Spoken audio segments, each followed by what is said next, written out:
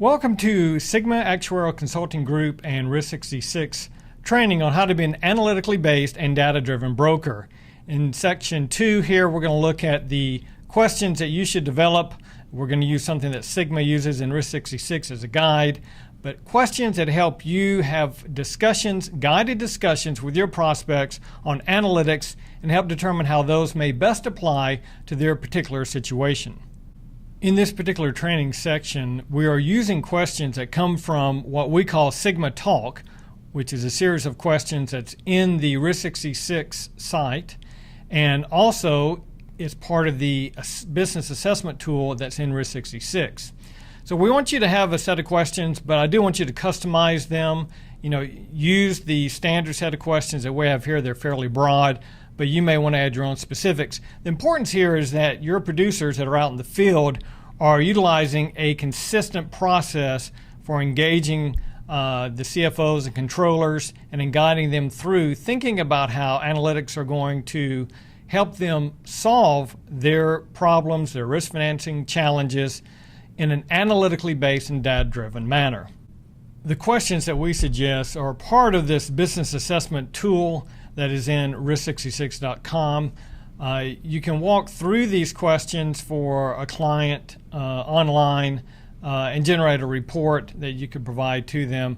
But more importantly, this is a guide for a conversation that you should have with your prospects. Whether or not you use this form is not that important.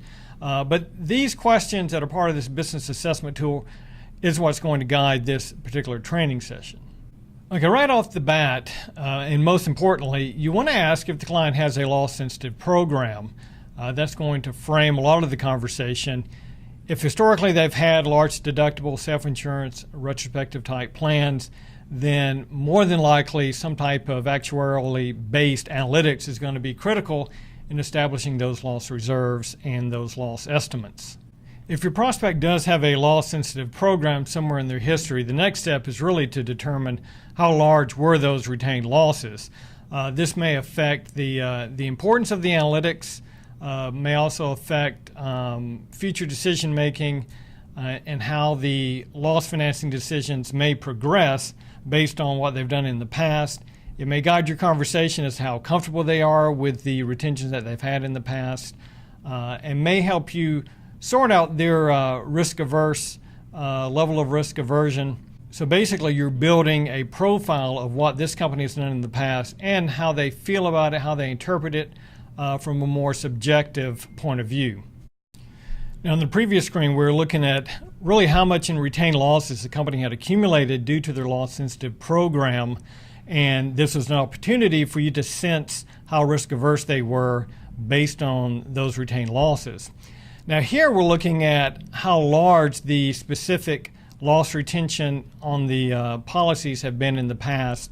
Again, there are two things here. One, you can determine how comfortable have they been with these levels, whatever level it is, of loss retention. And second, inquiring about the process that was utilized in establishing these retentions. Now this is a significant opportunity because most organizations that we work with, they chose a loss retention based on either a broker recommendation or simply a feel for what they felt comfortable about. There typically are no analytics involved in choosing the appropriate loss retention. And one thing we're going to be looking at in this training program is how to use analytics to determine the most analytically sound loss retention. Some states require that self-insured entities have an actuarial analysis or some type of analysis that uses actuarial techniques, and we always recommend that that be actuaries that do that work, in order to quantify the losses of the self-insured entity. To obtain a list of those states, just email us here at Sigma. Some clients who are self-insured may not be aware of that requirement in their state, so you want to make sure that you're aware of that when you begin your conversations with your prospect. Probably one of the most common issues that we deal with here at Sigma are collateral requirements and collateral negotiations. So this question is particularly important to identify the level of frustration that the prospect has had over collateral issues. The 5 choices, if you're using the business assessment tool within Risk66, is they've never had any collateral requirements. The requirements have been minimal. Requirements are reasonable, but verification may be necessary. We suggest that anyone that has any level of significant collateral requirements have those estimates verified by an independent actuary. Requirements may be perceived to be too high by the client or the broker, and requirements are a significant issue with this client. It is not uncommon for collateral requirements to be a very significant issue, and if your prospect is with another broker, they've been on a loss-sensitive program, you will often find that this is an issue for them, a source of frustration, and an opportunity for you to come in and ask, have there been any independent actuarial assessments of their collateral requirements, and have they utilized an actuary in helping them negotiate lower collateral requirements with their insurance carrier? That's a significant opportunity for you as the potential new broker on the account. Next, in an effort to get a feel for the types of losses, the size of losses that the entity is having, you want to ask if they've had any individual losses that have exceeded $100,000, or if there's been any years during the past 3 years where their total losses have exceeded $500,000. These are just thresholds that we see that are real trigger points for getting an actuary involved in estimating the liabilities or in helping them determine if a loss-sensitive loss financing mechanism might be a better option for them. Claims-made policies present a unique and potentially significant source of liability for companies, so you do want to make sure that the client does not have any claims-made policies. If they do and they have a potential tail liability, then you definitely want to get an actuary involved in assessing those risks. Without getting into too much detail here, a public company or a company that is issuing public debt may be under certain specific regulatory requirements to have an actuarial analysis completed of any loss exposure, loss retentions that go into the balance sheet. So be aware and make sure you do determine, whether it's through talking to the client or your research ahead of any meeting with them, if they're public or if it is a company that issues public debt. Public entities such as local government, state governments, operate under the Government Accounting Standards Board. There are certain rules for public entities that may require an actuarial analysis. If you go to the GASB site, the Government Accounting Standards Board, and look at the summary of statement number 10, you'll see that in certain cases an actuarial method is required to estimate certain liabilities related to loss financing. As I mentioned earlier, it would seem to be wise to have an actuary use the actuarial methods and not someone who is not a credentialed actuary. So with public entities, just make sure that you are aware of GASB 10 and what it says, and when you visit with your public entity as a prospect, assure them that you have an actuarial consulting firm that you work with that can provide those loss financing estimates and comply with GASB 10. One of the places that we get involved, and it would be important for you to understand with your prospect if they have this need, is we work with some larger organizations that have some very important loss cost allocation that goes on across multiple profit centers within the corporation. Oftentimes that expense allocation affects the various managers or division heads' bonuses.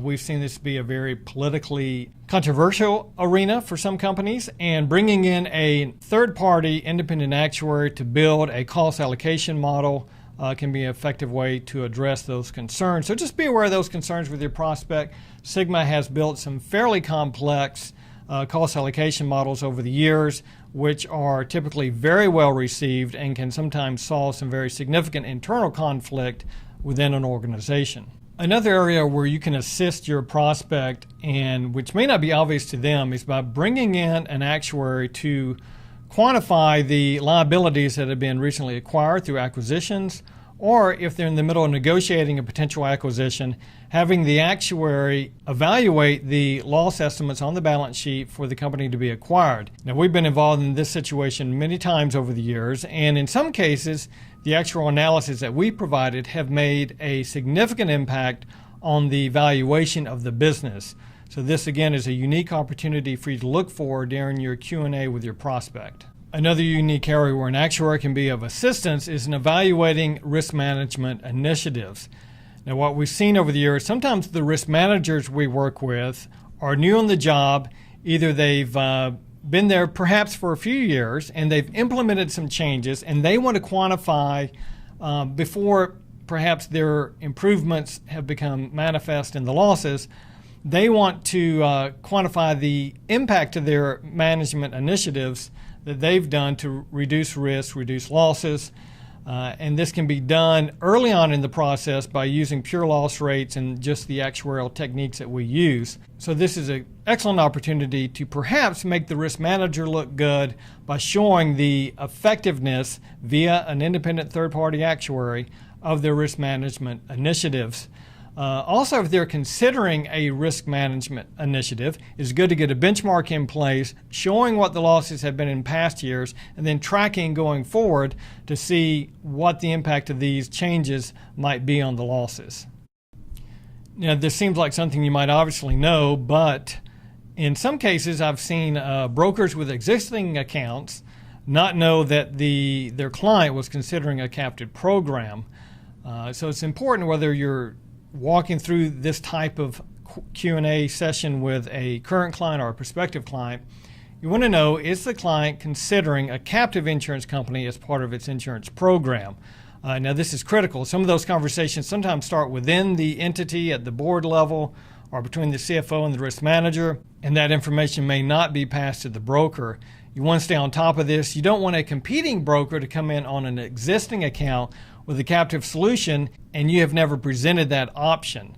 Now, some of the brokers I work with prefer not to work with captives or they're uncomfortable in that arena for some reason, which is fine, but you can't avoid that conversation and create a vulnerability in losing the client. So whether it's a prospective client or your current client, make sure you understand their thinking on the captive insurance option.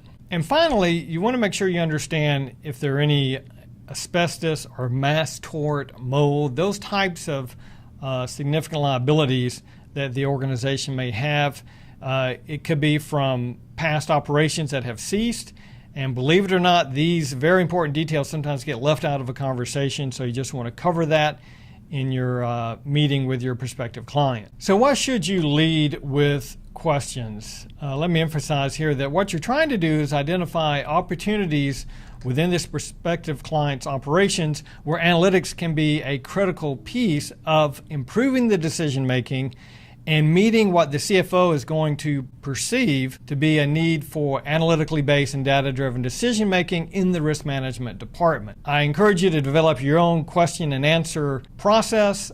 Use some of these questions I've gone over here as a basis. But the important thing is that you develop something that highlights your expertise, your knowledge, and finds these opportunities within the prospective client's organization for analytics to be applied. So once you've gone through this Q&A, you should create a response, and some of the resources that we have within Risk66 will help you do that, whether it's one-pagers or documents that include several pages of explanation on various technical topics that may be helpful to you. But you want to share your knowledge of these various analytical techniques. You want to show the value of actuarially sound loss projections, actuarially sound reserve analysis to estimate the balance sheet liabilities, analytically based loss retention decisions. You want to stress the importance of that. Analytically based loss financing decisions, inclusion of confidence interval analysis and why that is helpful and important, inclusion of cash flow timing estimates, and again, explaining within context why that is necessary and valuable to them, and analytically based approach to collateral negotiations. And remember, collateral negotiations are typically a hot button for most people that have loss retentions, and you can discuss with them a process by which you can bring in an independent third-party actuary to help them negotiate those lower, which we frequently have success doing. Remember, analytical prowess is something that applies to your organization and your client's organization. You want to show your organization's ability to bring analytics to play, and you want to make sure that you're aware of the analytical prowess of the prospective organization that you're talking with so that you can enhance where perhaps they are weak. You may also want to discuss this topic and acknowledge the stress that's being put on analytics to all the CFOs and the CEOs of mid-sized organizations and larger organizations in today's market. So we're winding up this section on the Q&A process, and we'll be going into the analytics section of this training program, where we look at the specific technical aspects of some of the analytics that are utilized here at Sigma and that you should become familiar with and learn how to apply to the specific situations of the clients and prospects that you work with. We finished the first section here asking insightful questions that can be addressed with data and analytics, and we're going to move to a series of slides that look at understanding the metrics and the analyses in much more detail that are needed to answer the questions and to solve the problems using an analytically based and data-driven process.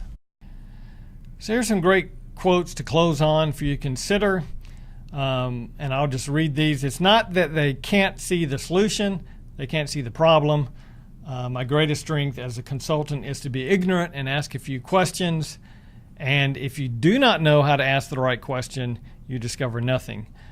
Questions are key in starting this process of using analytics. You got to identify the problem, you have to help your prospect understand the challenges, and then come back with the solutions wrapped in analytics, and be comfortable in discussing those options with your prospect and then delivering the analytics and helping them make improved decisions.